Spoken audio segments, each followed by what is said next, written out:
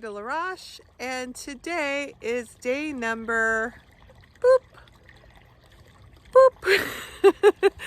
in the Get Creative 30-day challenge, where I do something creative every day for 30 days and I film it and I post it and I share it. So today I'm working on a fluid art painting and I'd like to invite you into my studio. Let's get working. Hi, so we are in my studio now and I'm going to share something with you.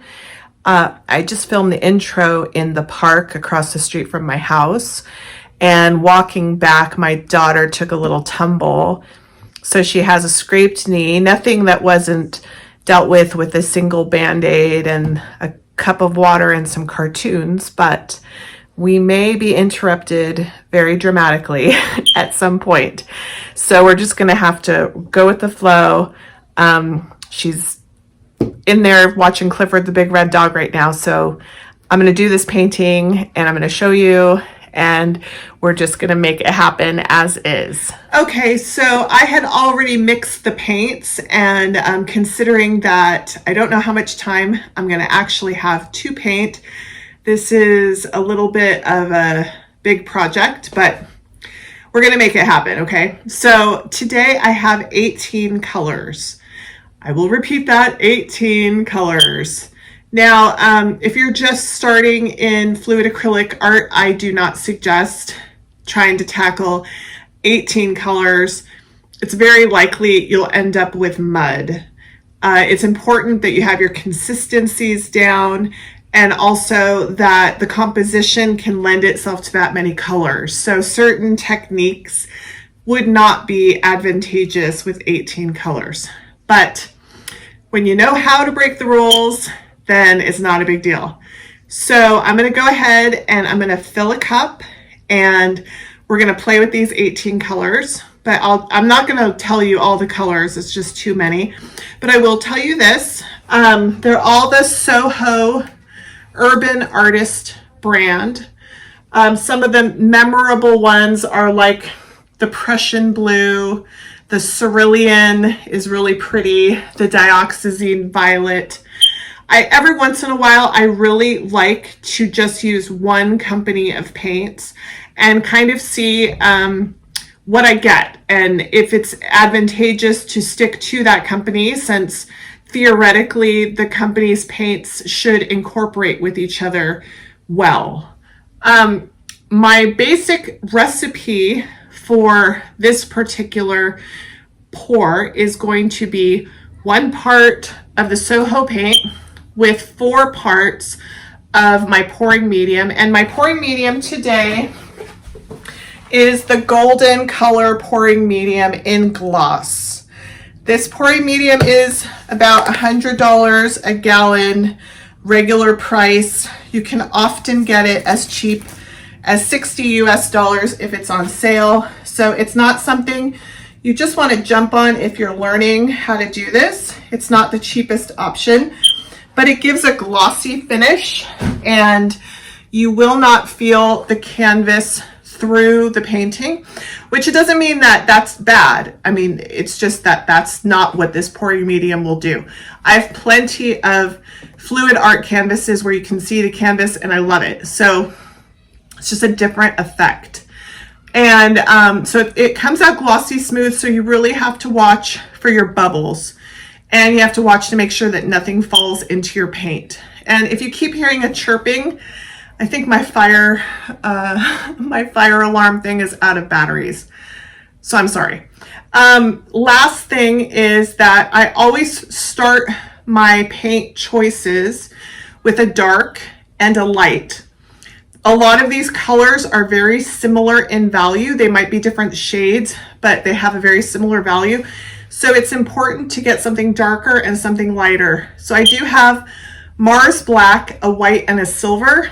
That will help to get some highlights and also to offset with some shadowing, which is really important to differentiate the colors. So let's go ahead and fill a cup and get this poured.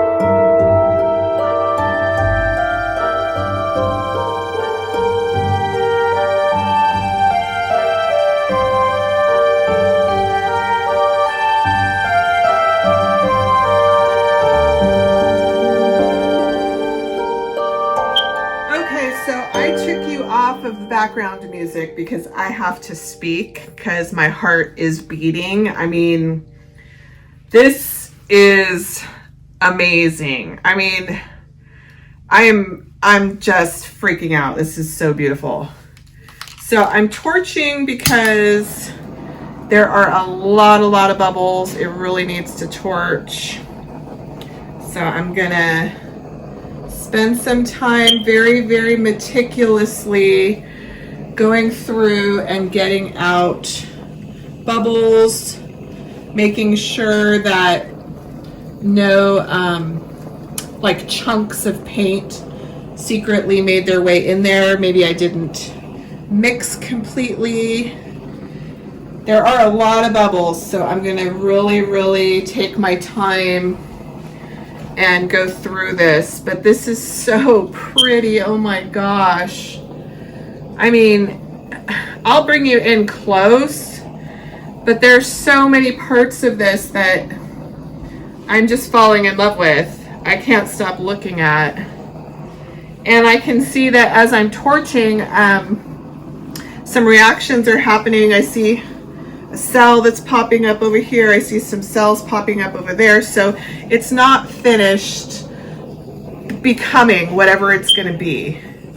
So I'm just going to keep torching. I'm going to try to make sure that my canvas is level so that I don't lose everything over the edge. And hopefully it dries as beautiful as it is right now. Man, when I got the idea to do this 18 color pour, I really had no idea if it would be successful, but I like experimenting, and I like, you know, kind of pushing the envelope. When you start fluid art, you know, you do a flip cup or you do a pour and you get super excited. But then once you get the basic techniques down and you start thinking about how to make it a little bit more interesting, a little bit more complicated, you really get the color theory down. It's so fun. Oh my goodness, it is so fun. So I'm gonna bring you in right now. Here are those cells I told you that were forming. Not entirely sure why. This is a silicone-free pour, but I did use some Deco Art white enamel, which tends to interact with the paints a little differently. Look at this corner. Look at those colors and the way it almost has like a Northern Lights effect. But the way that I layered my cup was that I kept all of the shades together. So all of the greens, I kept them together. The blues, I kept them together. The purple and the pinks, I kept them together so that they were like a little block. So even though I vacillated between green, blue, purple, pink, it was always a block. It wasn't like I went from purple to green right away. And then I had one color, I didn't talk about it, but I always like, my finger, sorry. I always like to throw in what I think of as like a mystery color. And this time I chose cadmium red light hue, and it's that little fire bit. I didn't use a lot. I didn't use the whole cup. You might have seen me pour it at the end around the original pour, or might not, depending on the camera angle. I haven't looked at the footage yet, but I always like to throw in a tiny bit of an unexpected color, and that little bit of orange is just so pretty. It's exciting. So I am super happy with this. Has a lot of movement. It's a passionate painting, which I think is what we always want from art, that it has something that is emotion invoking. All right, so I will, hopefully it's gonna dry amazing, and I will take a photo and I will share that with you.